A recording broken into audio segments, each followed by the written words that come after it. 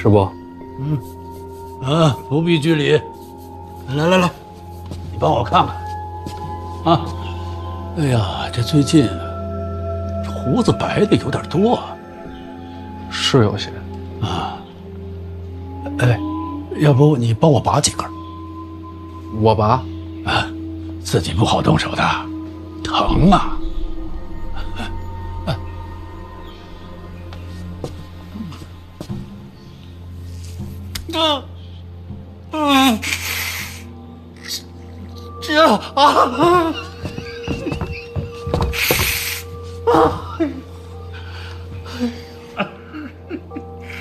来，再拔，再拔，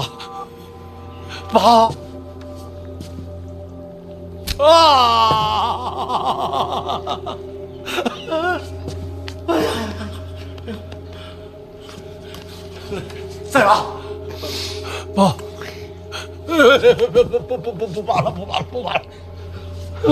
师伯，也不至于这么疼。哎呦，我是吃不了苦的，我更怕疼啊！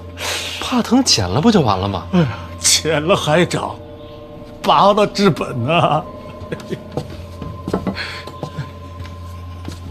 哎，今天就拔到这儿吧。啊，相爷，此人身世清白。可以。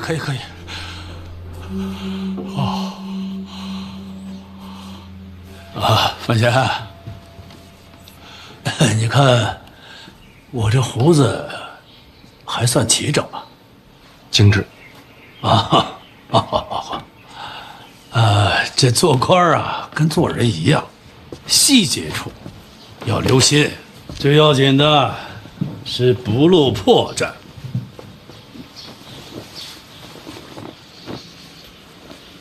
师伯这是要干什么？大宝爱吃红果，给他挑点好的。大宝吃起来嘴急，我怕里边的核啊硌着他。小范大人，下人做这个，相爷啊总是信不过呀。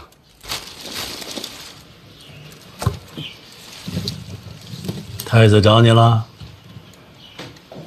传得这么快？给你送名单。是。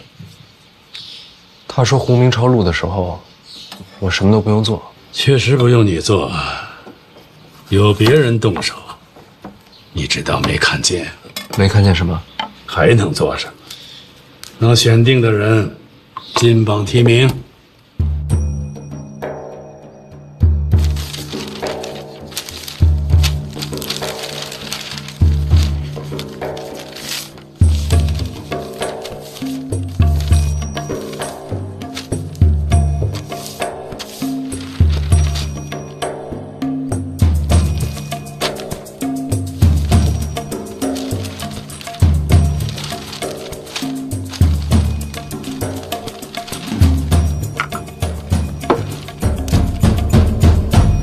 胡明抄录的时候，就把人选出来。选中的人必定上榜。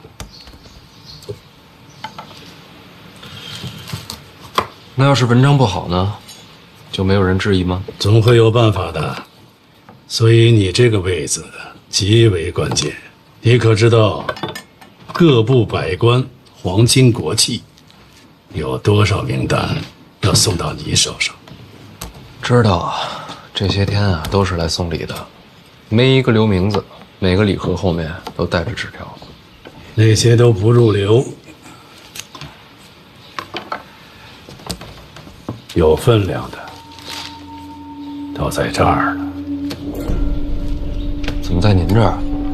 我拦下了，让袁先生帮你筛选了一档，名字精简了不少，你记住这些就够了。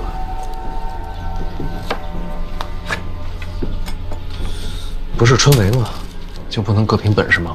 这不仅仅是名字，更是人情世故。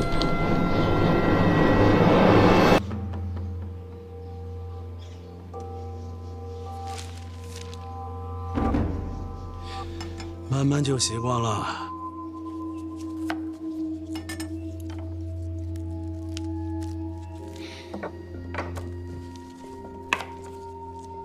见过郭征了？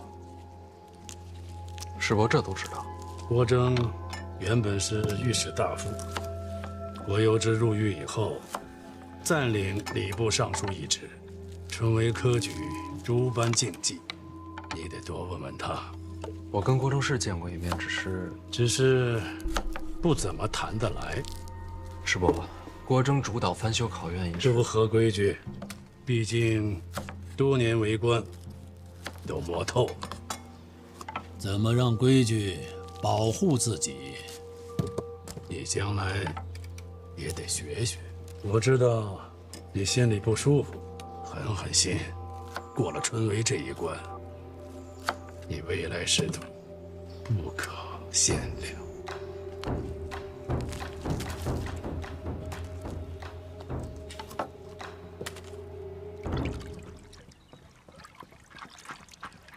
太子去见他了，坐着。是。之后范闲又去了林相府上，上赶着打招呼啊。殿下，咱们这儿也好几个呢，要不然也送一份？今年不了，这可都是对您效忠的学子。今年凭运气，这坑都挖好了，咱们可不能自个儿往里跳。哎，你说，今年春闱，范闲会按照往年的规矩行事吗？多年的约定俗成，谁还能坏了规矩啊？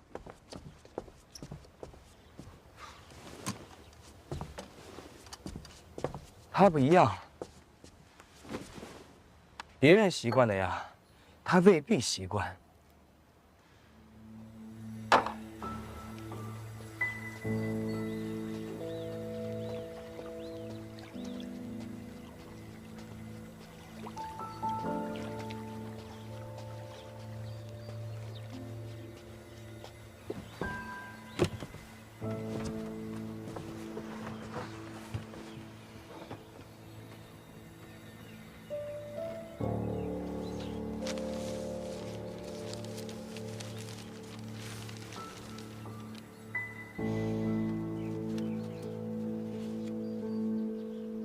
老王，在呢。刚听说春闱舞弊这事儿的时候，我还真动了心思，要把陈科击毙一扫而空，还天下学子一个清白公正。大人是忧国忧民呐。可才这么一会儿，太子和林相就把名单递到我手上了。我能怎么办呢？要跟老二斗，离不开太子的支持。林相就更不用说了，春闱之后和婉儿成婚，这就是一家人。他们给的我不想接，但不能不接。大人是情非得已呀。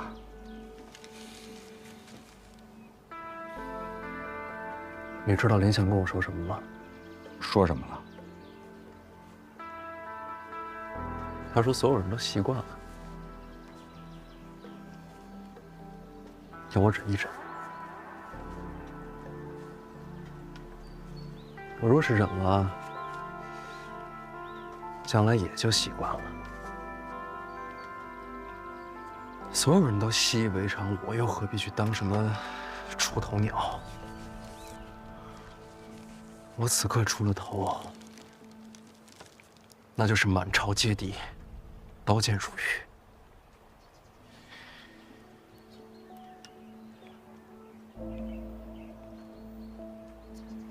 要不我就忍了。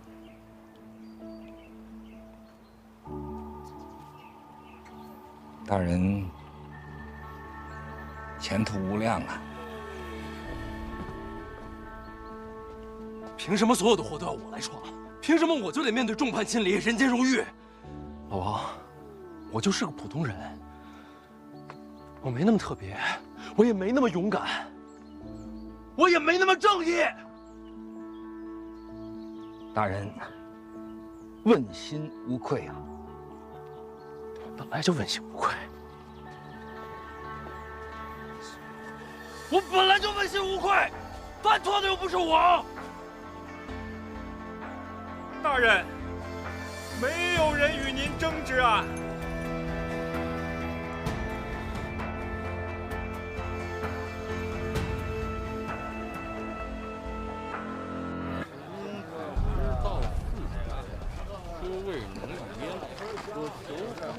大人，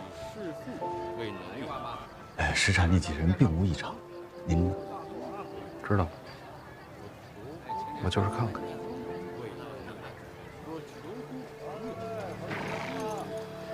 大人自己去。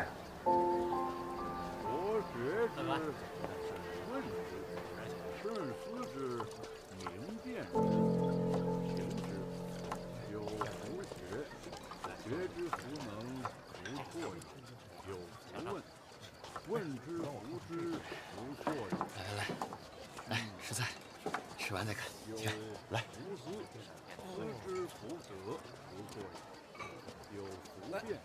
杨兄，你是范兄？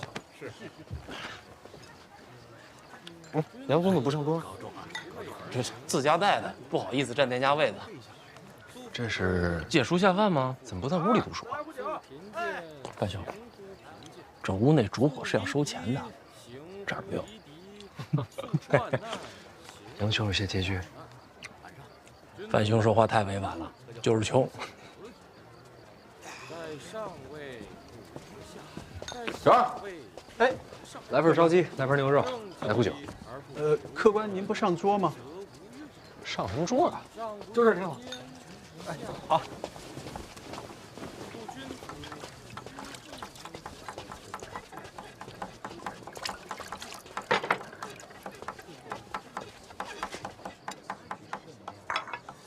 范兄，你这是？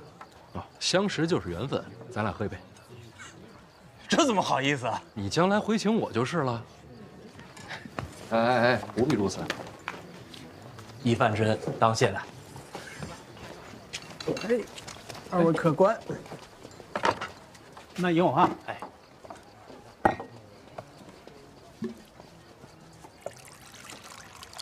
客官，您的菜齐了，慢用啊。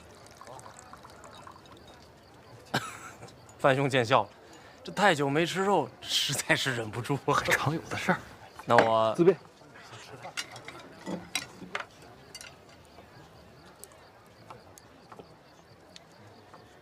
之前在考院听杨兄说，你想做官。我们来京都是为了什么？做官，那我们来考院做工是为了什么？也是做官。想，做梦都想。是为了录取功名，光宗耀祖？不是，因为我忍不住。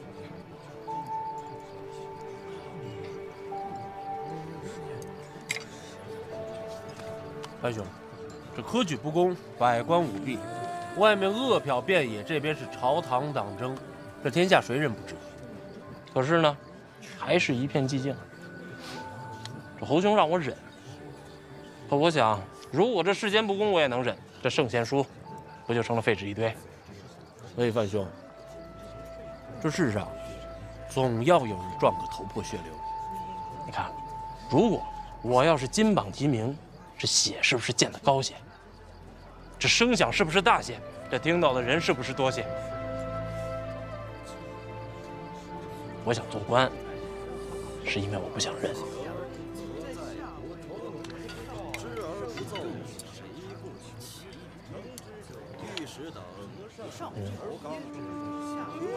杨兄这做官的愿景，可是条死路。死路一条。可是范兄，我这人读书读傻了，认死理儿。见笑啊。杨兄，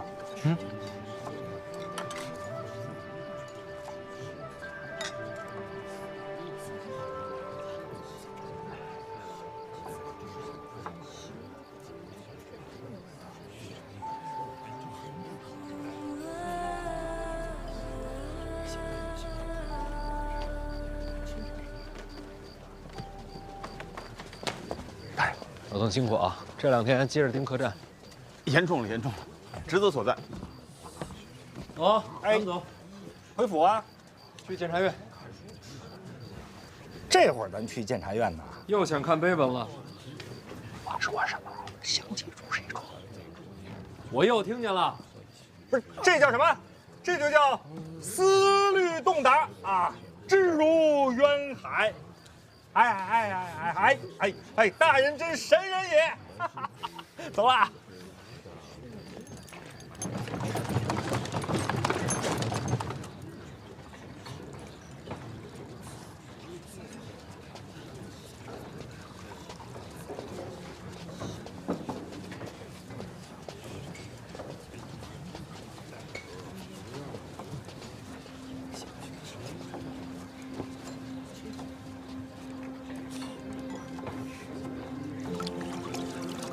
思君令人老，岁月忽已晚。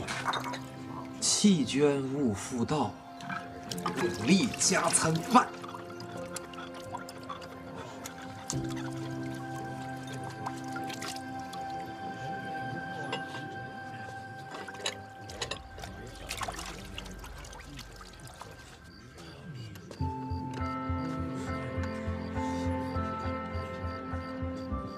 胡明超路是由你来监督吧？到时候这几个名字帮我扫一眼。这不仅仅是名字，更是人情世故。在这个名册上，都将会沦为废稿。如果我要是金榜题名，这血是不是溅得高些？这声响是不是大些？这听到的人是不是多些？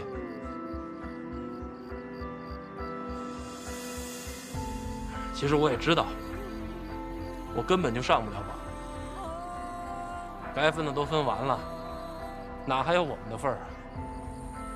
不过我一穷书生，我还能怎样？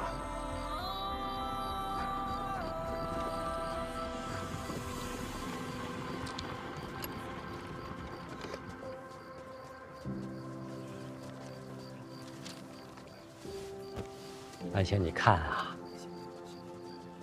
千里万里奔赴京都，春闱对于他们来说，不光是一次考试，兄台，你看，更像是一种希望。我最喜欢这几句。让开，帮我光了。舍不得烛光钱，但还是想有光。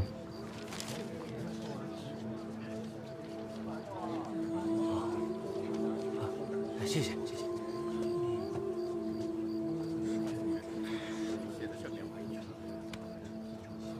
我娘她活着的时候，想要彻底改变这个世界。不光是改变世界，你娘还说要改变的还有人心。那个时候，她就像一颗耀眼的流星，又像是熊熊燃烧的火焰，让晋国人看到了不一样的光。可她还是死了。但是，那道光留下了痕迹，许多人都因为它而改变了。我有时候常常想，以我娘的本事，她当年选择换一条路，也会活得很好。可她还是燃烧一切，留下碑文。可如今，已经没多少人记得了。你说她后悔吗？绝不后悔。直到生命最后一刻。生命的最后一刻我没有见到，但是我相信叶青梅绝不后悔。她不怕吗？她只怕自己的光燃烧的不够强烈。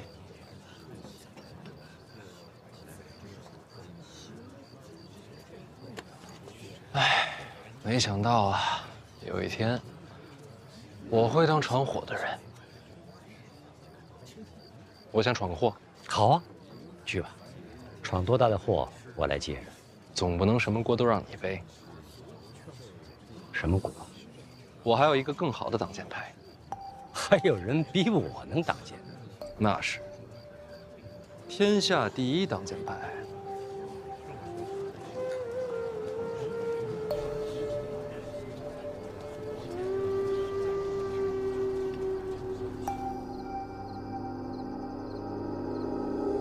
范闲让你传话给朕。哼，老奴也觉着匪夷所思。你看这么多年，也没见过小范大人这么办事儿的。传什么话？他恳请陛下传令唤他入宫。传。哎，遵旨。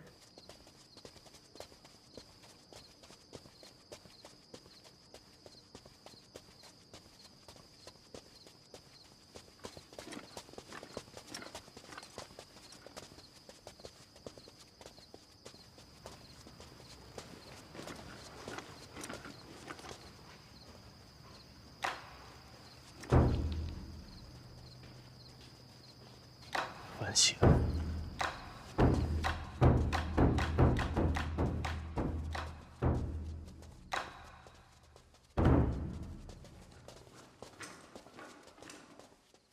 小范大人，龚统领，有事儿？这么晚了，您这是？陛下召见。现在，按规矩，这时辰，外臣不能入宫。陛下的旨意才是规矩啊。职责所在，公公见谅。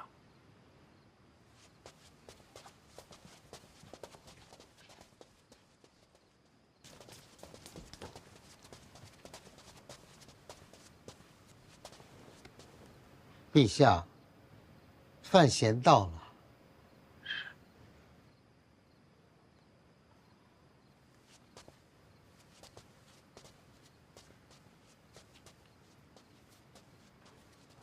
陛下，臣听闻您前些日子被火药炸了，臣是心神不宁，特地调配了一些烧伤药。还有啊，您每日操烦国事，臣还准备了一些安神补气的补药。这个每天晚饭后熬煮服用。这烧伤药是外敷的。还有什么？没了。你说你心神不宁，朕怎么不信呢？朕已经被炸伤好几天了，你现在才来？调配药膏花了些时间。还有，你想让朕召见你，干嘛绕这么大圈子？给谁看呢？还真是什么都瞒不过陛下。行了，有什么事儿快说。陛下，您相信臣吗？想说什么就说。陛下知道春闱舞弊一事吗？臣自做了居中郎以来，每日收到许多纸条，纸条上写满了名字，而这些名字都是被人事先选好、预定要金榜题名的。接着说。臣斗胆想为这次春闱求一份公平。你要公平，找朕干什么？臣怕牵扯太深，臣一人担当不住。放眼庆国，能挡这场风波的，就只有陛下您。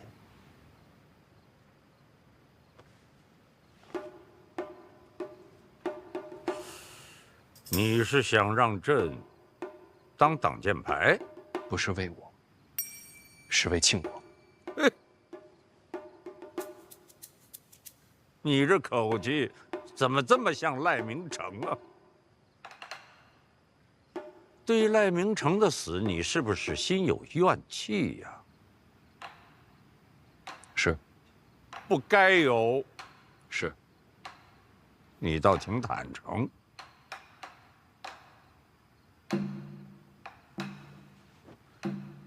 冲你这份直率，这剑朕给你挡了。谢陛下，那臣先告退了。哎，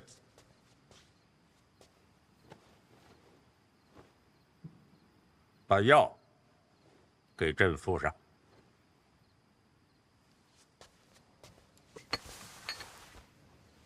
陛下召范闲入宫，这时辰，若非大事，绝不会深夜召见。没看错，宫典亲眼所见，他也觉得非同寻常，第一时间将消息传过来。那知不知道说了些什么？宫典说，连侯公公都出来了，里面说了什么，再无第三个人知道。连侯公都出来了，可以了，让宫典到此为止，不要再继续往下问。他的身份至关重要，不到万不得已，不要再向我传讯。是。就是不知道陛下到底和范闲说了些什么。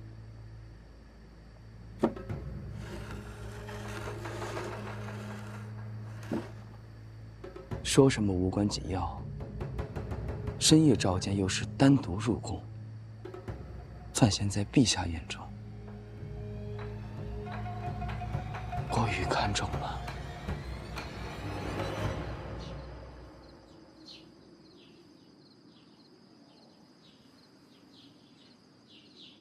陛下，这事儿啊，我实在是办不了，还请殿下见谅。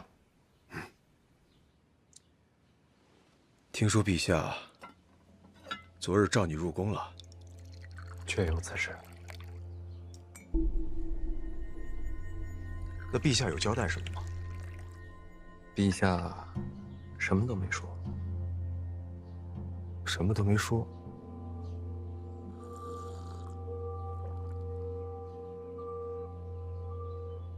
那我也什么都没问。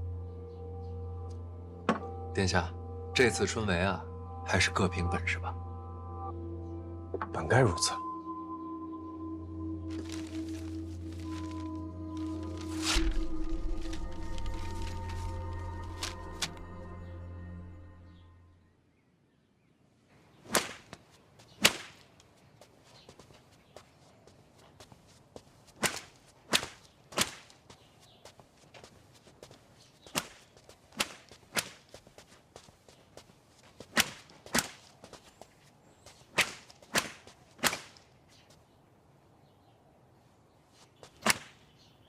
小秦大人，小范大人，我猜你啊就会走这条路。为什么？你怕见人呢？这不证明咱俩有缘吗？小范大人，我在军中的时候呀，欠了些恩情。这几个名字呢，还请小范大人照顾一二。抱歉啊，人数不多，还请小秦大人帮我往外传话。什么？本次春闱不论门生，只看才学，不论谁的名单，我都不接。昨晚陛下召见，可就是为了此事。陛下可什么都没说啊。哦，明白，什么都没说，我也什么都没猜。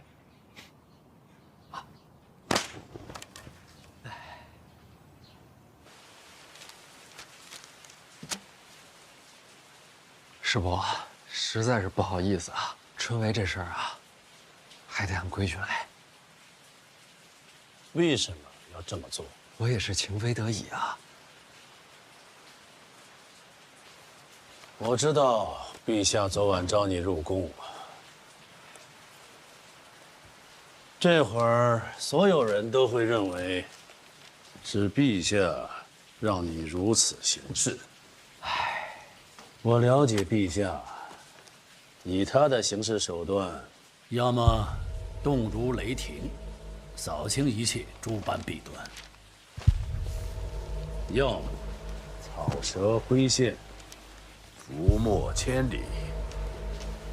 哪怕水到渠成，也不会让人看透心中所想，绝不会像这样半夜急召，最后还不痛不痒。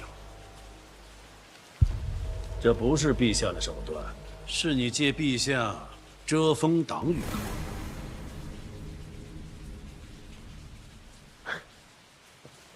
师伯真是了解陛下，没人能真正了解他。经过历代君王，如今这一位最能看透。哎，师伯过谦了。别转话题，问你呢，为什么要这么做？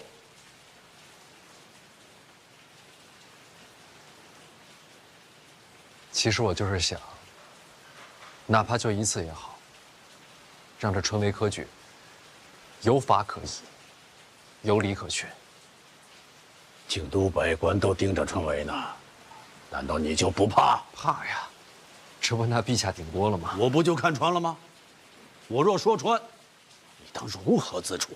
是我可是自己人啊，总得留条活路吧。我凭什么饶你？就凭婉儿非我不嫁呀。没了你，大不了往上再找一个。师伯说的对，师伯消消气。真不明白是命数还是劫数。婉儿怎么就能看中你？我也挺优秀的。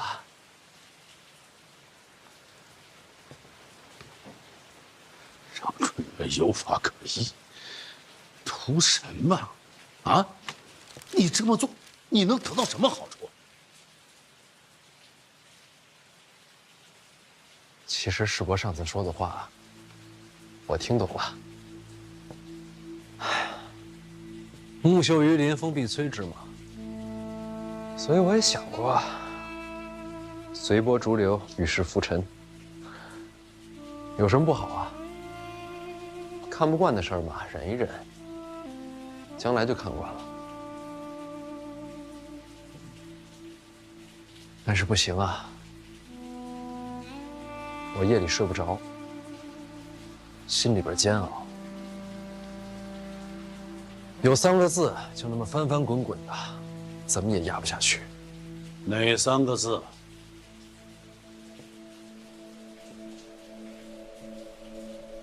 不公平啊！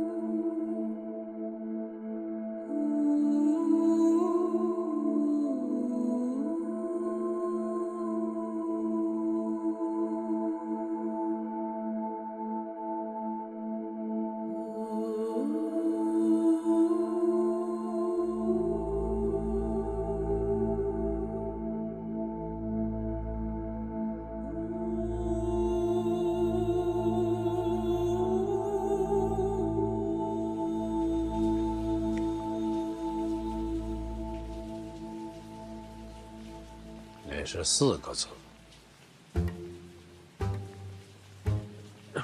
最后那个“阿”字不能算吧？都是读书人，遣词用字亦当谨慎。下次一定注意。不公平，原来是为了这个。哎，你说这个世上有公平吗？没绝对，有相对。什么？这个世界上没有绝对的公平，就好比有的人一生下来就家财万贯，有的人一贫如洗，有人才思敏捷，有人大智若愚。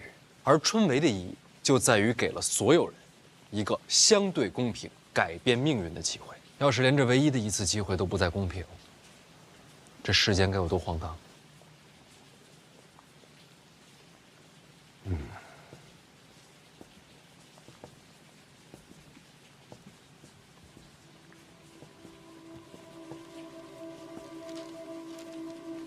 好吧，就让京都公平一回。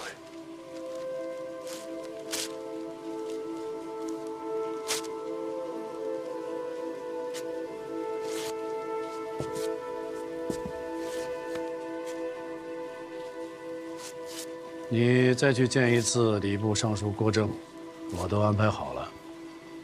春闱的忌讳规矩问得详细一些。你为他们争公平，别让自己落陷阱。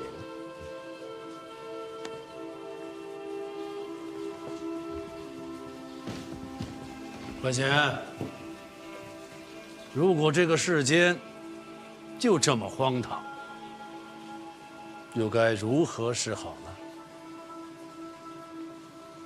不用回答，问你自己。去吧。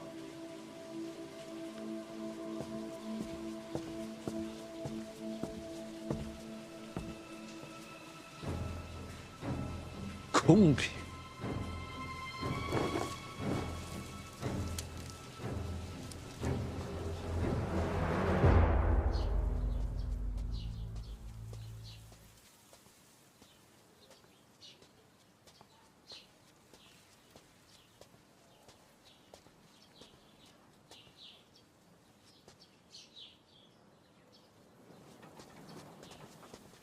小范大人，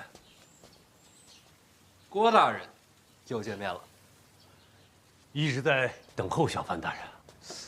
哎呀，这个郭尚书所知规矩甚多，我这次来找您呢，主要是想请教一下春闱相关的规矩。林相都提点过了，千万别说请教。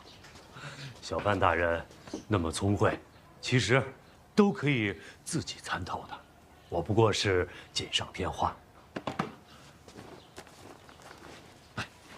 早就准备好了。小范大人能者多劳，春闱之日，事务不少啊。开考之前要稽查举子之责，春闱3日要在场内监察巡视，春闱后还要监督胡明抄录。春闱科举是本朝第一大事，规矩忌讳多不胜数，光说不过来，就都写下来了。一应细则尽在其中。小范大人，只要费心看一看，可保春闱当日再无疏漏。如此厚恩，何以为谢啊？哎，小范大人，啥？过来啊，去那边。这住。啊，弄直，拿直。郭大人，哦，孙大人，春闱在即，忙啊，忙。您忙。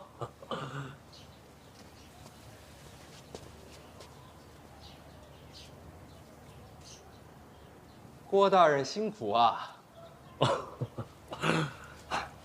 谢谢。现在就盼着小范大人早日著书立学，郭某就心满意足了。那就多谢郭大人了，告辞。小范大人慢走。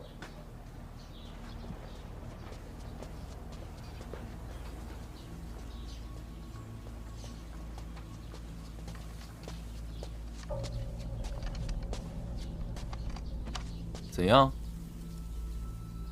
你在后面没听到？范闲身手不俗，小心起见，我可不敢靠近细品。可惜了，你没有看到小范大人感激涕零的样子，我那会儿都有点于心不忍了啊。你给他那册子都写了什么呀？春闱上的各种规矩细节，该写的我都写了，绝不能在文字上故意犯错。这是对的。范闲为人啊，谨慎得很。不过，像春闱这种大事，多多少少都有一些不该写的规矩。既然不该写，那就自然要留白了。还要请谢大人转告殿下，有我在，春闱上定让小范大人犯下禁忌，大罪不敢说，要让天下学子对其敬而远之。郭大人就不怕得罪林相？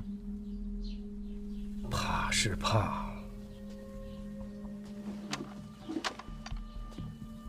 只不过郭某的那些把柄没在林相手上啊。殿下说了，那都是往年的废旧账册，禁足之后，当亲自登门致谢上书，顺便把那些废纸都一并烧个干净。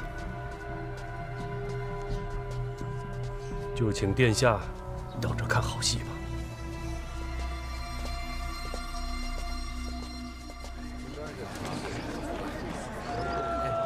注意点啊！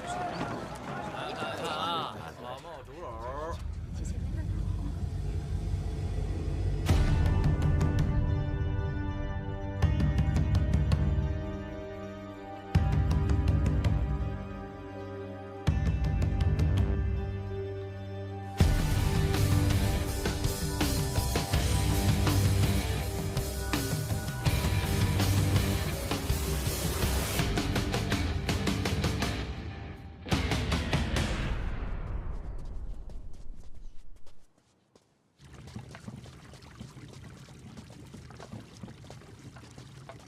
人到了，在屋里呢，都安排好了，没人看见吧？躲开了府里所有的人，您放心，没人看见。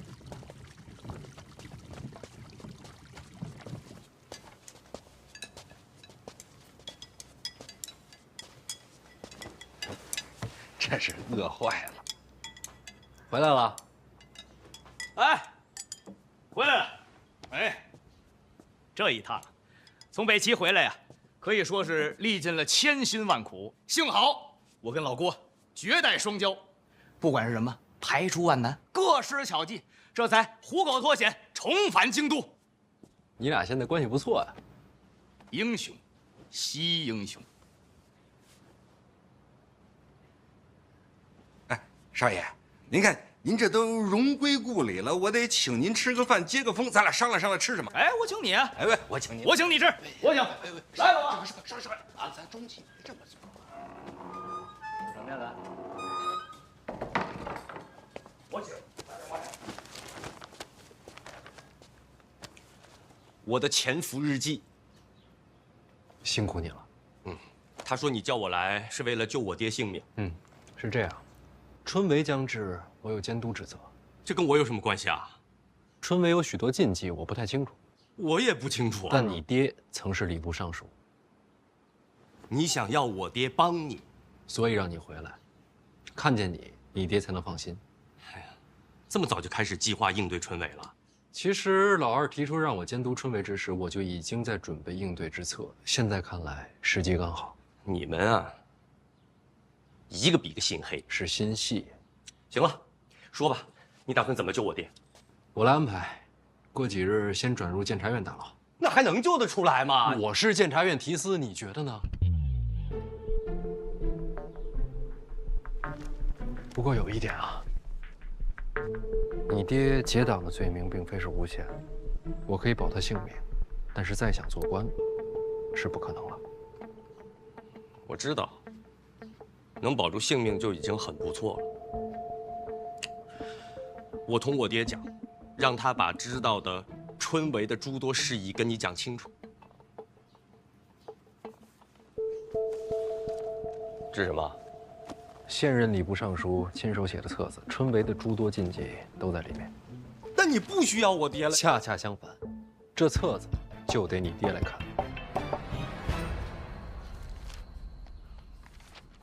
你是怕这本书里写的有陷阱啊？小心为上，有没有陷阱，令尊来判断。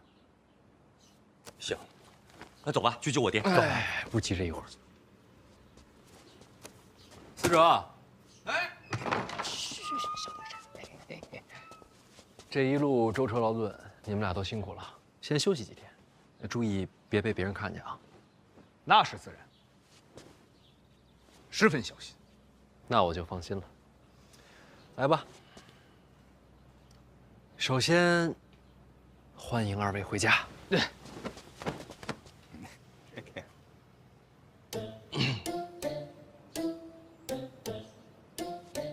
是不是有些尴尬？是不是有些味儿大？你俩要不洗洗，都臭了。我臭吗？哎，行，走走，我给你搓搓。走，快！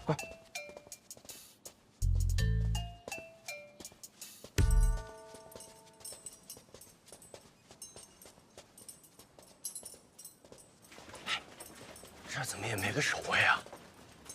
这不废话吗？这是刑部大牢，这儿你也管得着啊？这点手段还是有的。那你既然这么有手段，你别光想着给他送吃的，今天把他救出来得了。你别急啊，等转到监察院就好办了，就1-2天的事儿。放宽心，这回不骗你。你都骗了我好几回了。郭少，怎么你跟我说话，我就觉得味道不对呢？我洗过了。你还是闭嘴吧。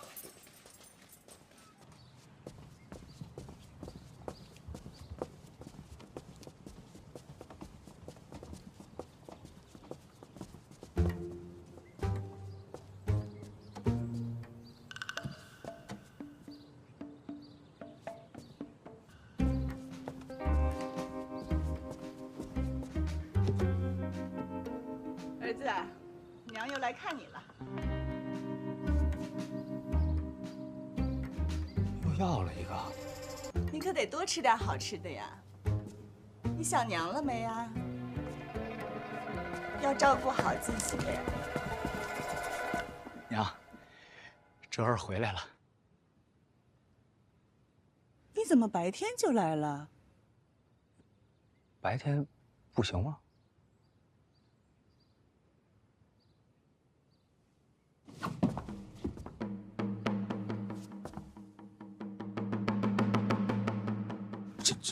这什么意思啊？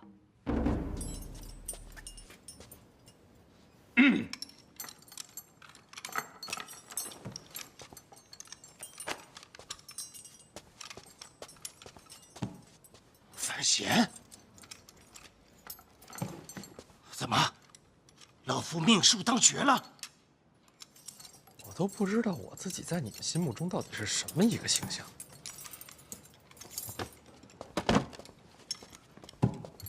爹，我来了，爹。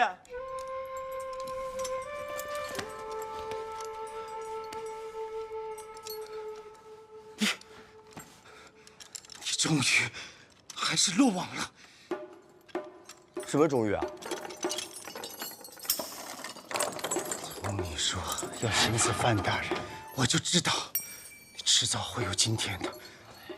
哎呀，老夫感谢范大人，还给犬子留了条性命。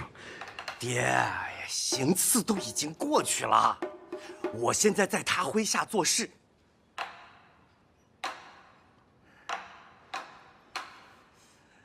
原来如此，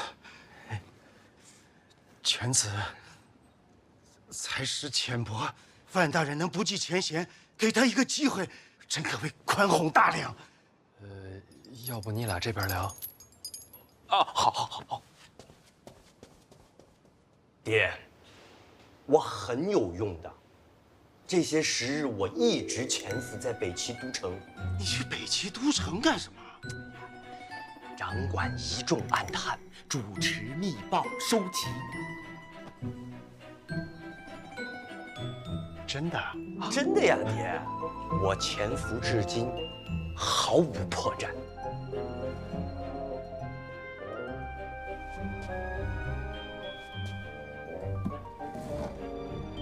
北齐这是要亡了？那倒也不至于。爹，您说这话就有点太不信任我了。这么些年了，你还是不了解我的才华。哎，爹，怎么了？竟然不是做梦。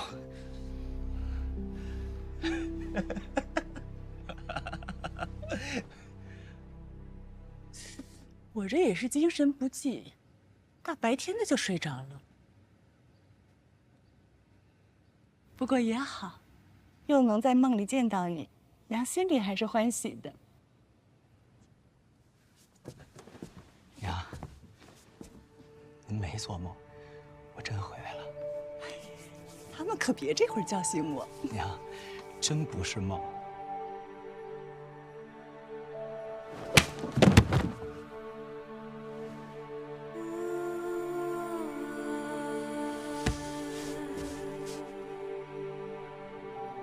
娘，您打我干嘛呀？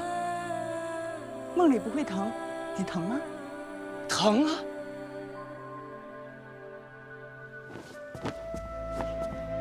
儿子，你真回来了，太好了！不是，那您做梦您打我也不管用啊！哎，别，娘，真疼！您别哭了。回来就好，我给你做好吃的。不用了，不能让他们知道我这回是偷跑回来的。原来长公主和二殿下才是同盟，这真是没想到。爹，二皇子跟范闲不对付，这次春闱是要给他下套。你帮帮他，他答应了，事成之后立刻放你出去。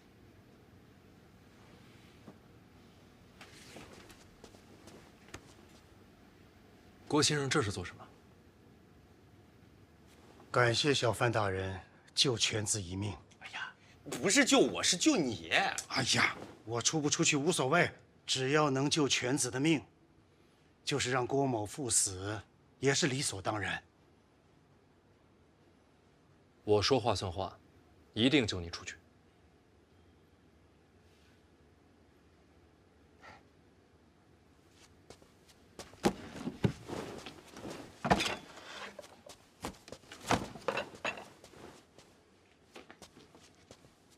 方才听闻小范大人说，郭征送了你本册子，可否让老夫过过眼啊？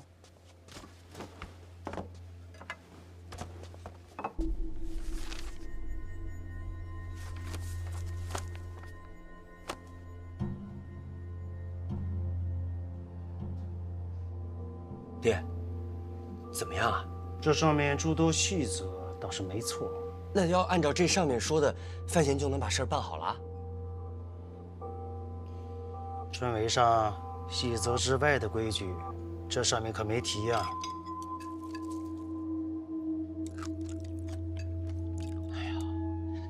那他们就是要害你。这个郭征到底是谁的麾下呀？从往日看，并无头效之处。藏得深。哎呀，爹，那就别管他了，你快点把这个规矩跟小范大人说一说。事成之后，他还要救你出去呢。规矩不急，老夫问一句，这次春闱，小范大人有多少门生啊？我哪有什么门生啊？一个都没有。我年纪轻，也做不了做事。与考生无来往，这是好事，省了很多麻烦。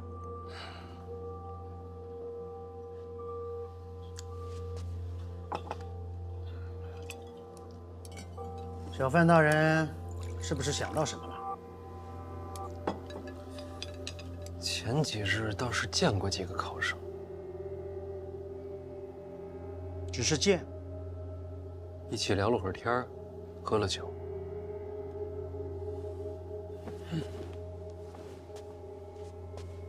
那就是门生了。可他们并不知道我的身份啊。那不重要，在其他人眼里，那些考生已经算在你门下了。哎呀，爹，你别管什么门下不门下了。庄墨涵庄大师都已经把自己的书送给他了，他现在也是文坛传承，有几个门下很正常的。你别打岔。哦，小范大人，春闱上考生们最痛恨的是什么？舞弊营私。你的门生就是营私的门路。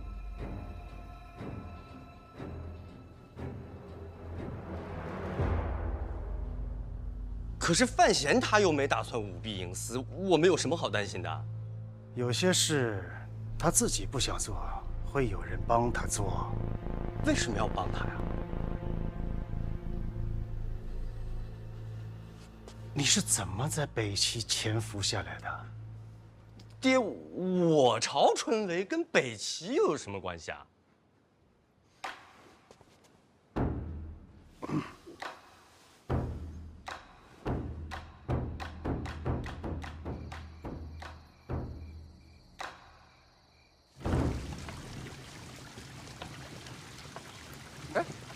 银铃，司者，哥，你们找我有事儿？干嘛呀你？别架着我呀！怎么回事啊？我也不知道。人呢？放开我！这还憋着跟范闲争家产呢？你胡说八道什么呀？那都什么时候事儿了？现在都一家人，娘有事求他。求他别害他呀！什么害他呀？司哲说的对，您是长辈，您跪我这儿让人瞧见了，那可不是害我吗？啊，不是，就咱们仨，我这又没人看见，偷偷。我嘴太快了，娘，我真忍不住啊！哎，姨娘，咱都是一家人啊，有什么求不求的，有什么话您尽管说。咱不坐着说啊！来，娘，来，姨娘，喝点水。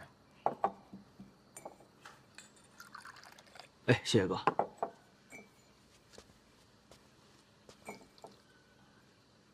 怎么说呢？你看吧，姨娘我年纪渐渐大了。啊，姨娘永远年轻。你这孩子这么会说话呀？思哲要跟你一样就好了。他这孩子吧，从小就淘气，我有时候看着呀是真烦，可是看不见吧，我又想他，也不知道是不是上辈子欠他的。姨娘这是想说，能不能不让他去北齐了？姨娘放心，这次思哲回来，本来就没想让他离开京都了。真的？您还没问我呢，我要去北齐。范闲都说你不用去了，不是他让我去，是我自己想去。为什么呀？这次北上吧，其实我见识了不少，虽然是有些危险，也有点苦。所以你别去了呀。然后你让我说完，但是我找到了我活着的意义。您看，过去我在京都待着，是又安全，也吃喝不愁，但是天天吃喝玩乐的，那活着有什么劲呢？我这回去了北齐，我感觉自己好像还有点用，虽然就帮庆国帮了这么一点点儿，但我觉得也够了。我不想再回到过去做那个无所事事、无人在意的范思哲了。那，你还去北齐？去做什么呀？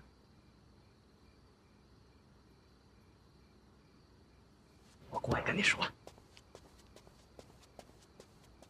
哥，我听说你接管内库之后要和北齐通商，有这回事？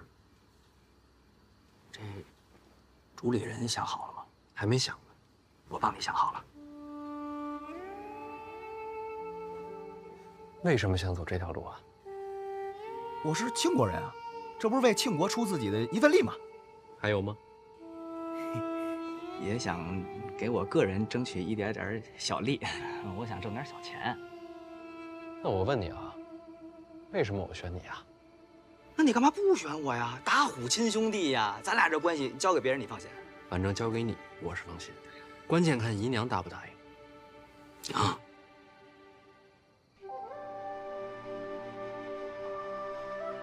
你打算什么时候走呀？您这是同意了？我也想看你长大嘛。行，那我收拾收拾，我明天一早我就走。哎，不急这一会儿，春闱之后是我跟你嫂子大婚，怎么着你也凑完这个热闹再走。行行行，那感情好。那春闱什么时候？完了，好紧张啊！昨晚都没怎么睡着，你这鼾声比炮仗都响，是我一宿没怎么睡着才对啊。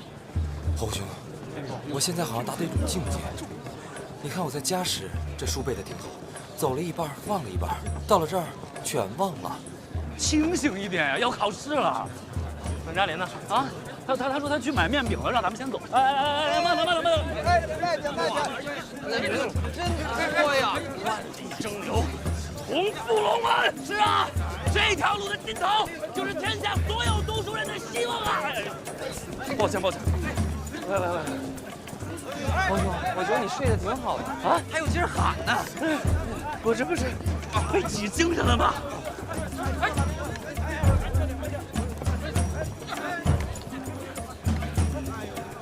抱歉。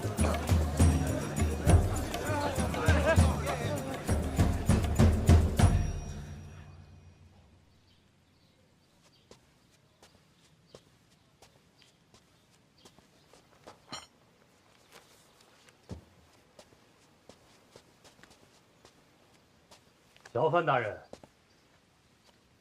郭尚书怎么出来了？时辰快到了，考生们就要进场，都不容易啊！一生苦读，就为了拼这3日。这3天内，考生不得离开考院，所以被褥吃食也都带着了。平时辛苦啊！这东西带的多了，夹带小抄的机会也就多了。小范大人掌管入院稽查一职，这头一关是重中之重。郭某不太放心，想过来看看，怕你忙中出错。郭尚书这为人也是没得说，提携后辈，理所当然嘛。靠，你又在这儿画呢？时间来不及了嘛，这得抓紧纪念一下。你放心，我查过了，既不违律法，也不犯规矩。郭尚书真是守规矩，读书人嘛，总是有分寸的。大人，这是工作日志。郭大人，这个造型这么白，更有力量感啊，是吗？力量，情绪，重要的是情绪。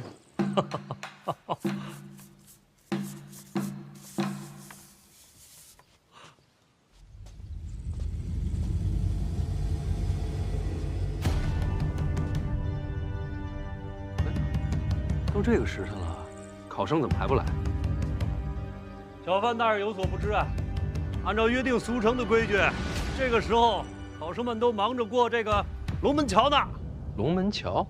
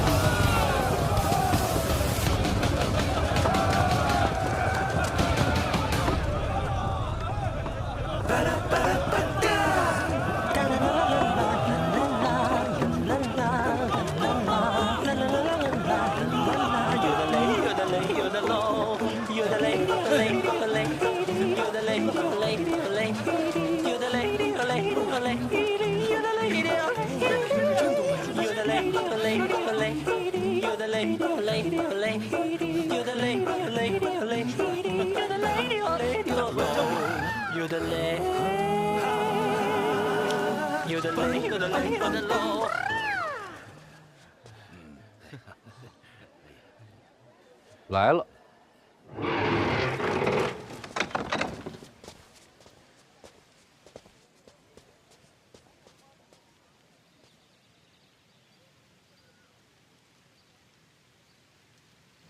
诸位早上好，我是范闲，是小范师先，未来的文坛宗师啊。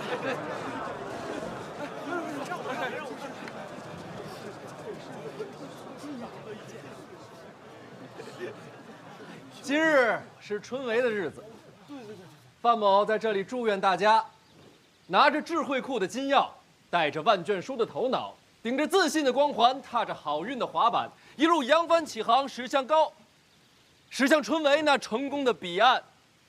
加油，雄起！祝福的话说完了，范某有一点丑话，也要说在前面。今日春闱，范某领了入院稽查之职。诸位身上要是有不该带的东西，烦请入院之前扔在此处。谁要是进院之后被发现了，一律取消春闱资格，绝无转还余地。范某，拜托各位了。小范大人发话，你们小偷。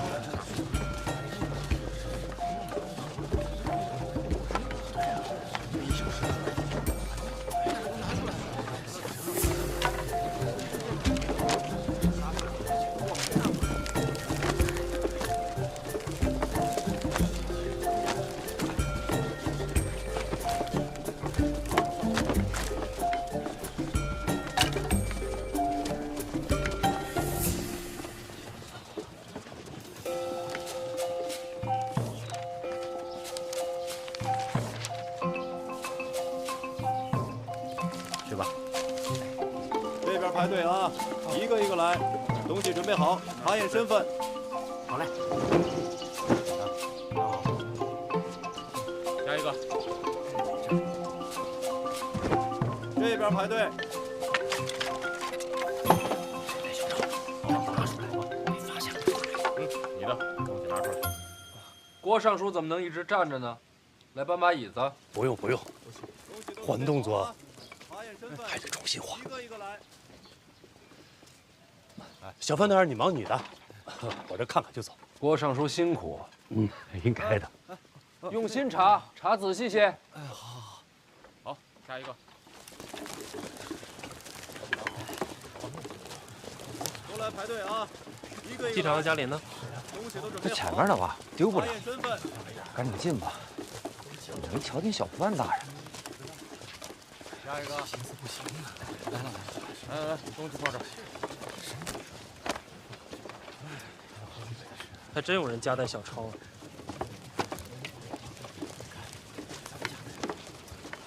咱是不是来晚了？瞧不见小范大人了？进门就瞧见了。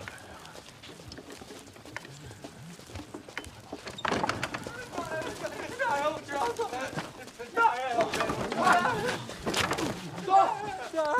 学生知错了，大人，学生知错了，大人。又是个藏小抄进考院的无耻之徒，活该，书都白读了。哎，就到我们了。听说小范大人会亲自稽查。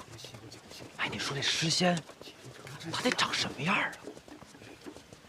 再给我一次机会吧，大人，学生知错了。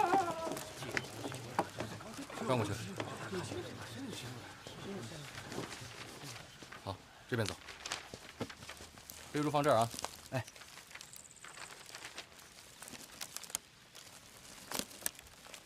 来，往前走。敢问兄台，那边坐着的那位是何人啊？你连范闲范大人都不认识？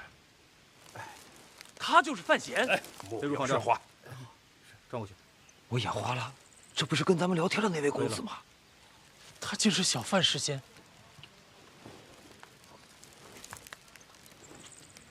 哇，真是他！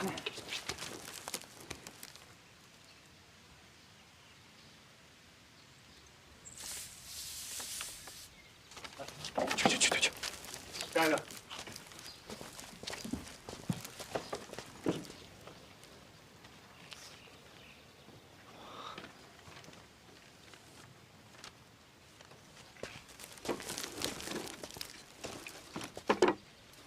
这是什么？哦，菜饼。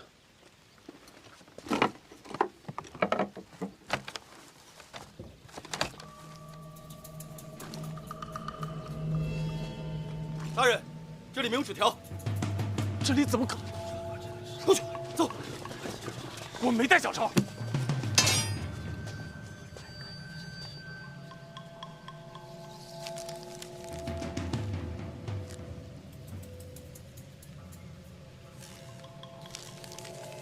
这是什么？胆子真大呀！是不想考的呀？回大人，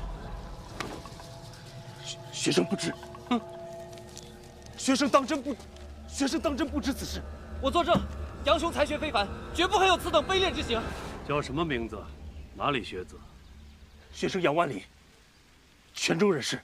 杨万里，正是。小范大人。这不是你的门生吗？范闲跟他们见过面。看来这4个就是小范大人看好的了，不被几个人给入手。 4个都下手。那就过犹不及了。挑一个。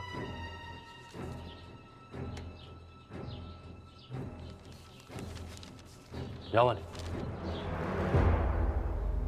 小范大人的学生不是，这该如何是好啊？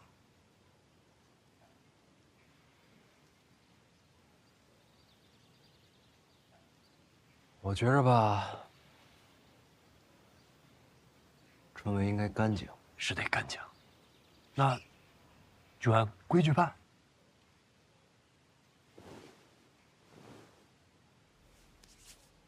那就好。撤销泉州学子杨万里春闱资格，赶出考院，礼部记当，永不录用。不是我准备的，不是我准备的，不是我准备的，不是我准备的。国上书恕罪。恕什么罪？回上书，这东西是我方才偷偷塞进去的。这东西是你塞进去的？正是。为什么呀？ 在下从小读不进书，没前程可言，心里不平，就想坑个学生玩玩。什么叫玩玩？你想坑人？小人心眼坏。那怎么又站出来了？我看那个学生有些可怜，突然良心发现了，这不是纯胡扯吗？回上书，句句属实。此话谁能信？上书，别生气啊！一把年纪了，再气坏身子。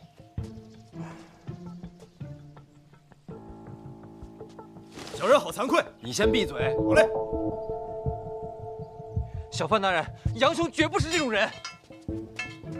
郭尚书，礼部的规矩我确实不懂，能不能多问一句？请讲。您刚才说要把这考生逐出考场，礼部记党，正是如此。那这罚的可够重的。请问他犯什么错了？夹带小抄，人品低劣。哪有小抄啊？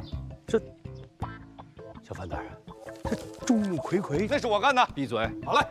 您说这个呀？这要定罪的话，这就算罪证。要不，咱把罪证打开看看？当然得看，必须得看。我也想看看，这都写的是些什么？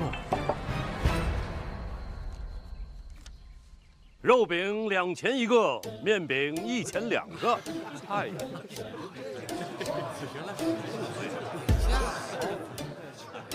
这饼价也是圣贤定的。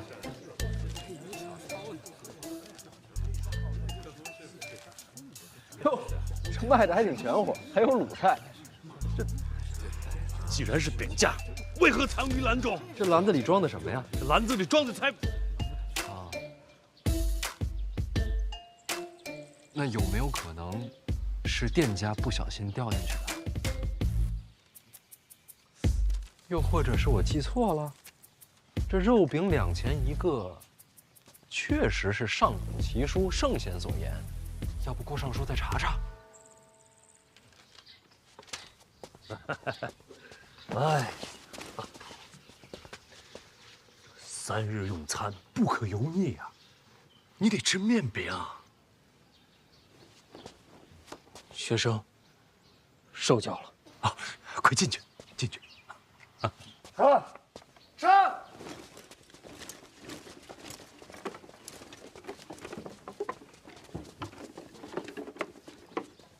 你又是怎么回事？韦大人，我睡糊涂了。胡闹！春闱稽查何等大事？罚你1个月俸银。小人认罚。郭尚书觉得呢？哦，小范大人，这边的事儿您多费心，我还得去考卷那边看看，累呀，闲不下来，闲不下来。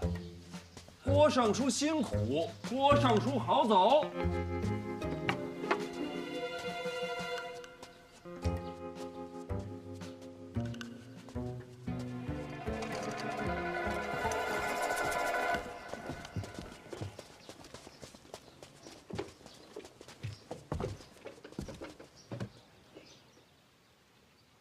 谁教你的？回大人，小人是林相麾下。林相的意思，春闱若有麻烦，小人替大人接了。你自己的命不要了，用兵一时。回去转告师伯，回沪的心意我领了，春闱的事儿我自己接着。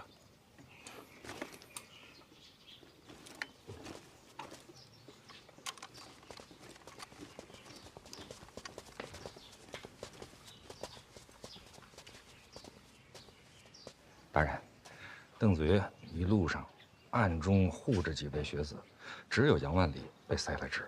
谁干的？谢边。那就没错了。郭征是老2的人。哎，我这不是被挤进去了吗？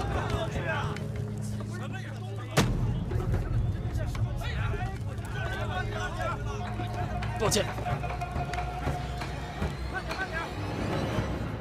郭征手段可是够恶毒的。这才刚开始，还有3天，咱们好好陪郭大人玩玩。